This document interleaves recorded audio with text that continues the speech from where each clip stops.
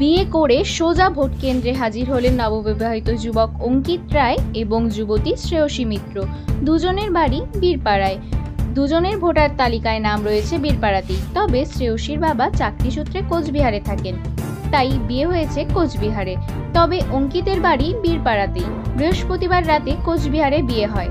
শুক্রবার শ্বশুরবাড়ি থেকে বউকে নিয়ে সোজা ভোট দিতে যান অঙ্কিত ভোট দিয়েছেন বীরপাড়া হাই স্কুলে। শ্রেয়সী ভোট দিয়েছেন বীরপাড়া গার্লস হাই স্কুলে। কি বললেন অঙ্কিত ও শ্রেয়সী, শুনে নেওয়া যাক।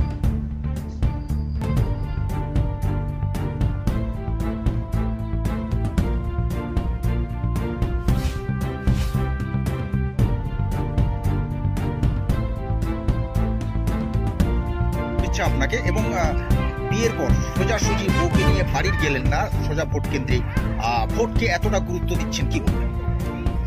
এটা একটা গুরুত্বপূর্ণ একটা লোকসভা ভোট, আর সেটাকে তো নগণ্য করা যায় না। সেই কারণেই আমরা এটাই ডিসাইড করি যে বিয়ের পর ডাইরেক্ট এখানে এসে আমরা ভোটটা দিয়ে বাড়িতে তারপর বাদ বাকি কাজকর্ম হবে। আপনার নাম? অঙ্কিত রায়। শ্বশুরবাড়ি না গিয়ে একেবারে ভোট কেন্দ্রে অনুভূতিটা কেমন? কখনো ভেবেছিলেন যে সোজা মানে বাবার বাড়ি থেকে একেবারে ভোট কেন্দ্রে আসবেন? লাইনে কি দাঁড়াতে হয়েছে নাকি ভিড় ছিল?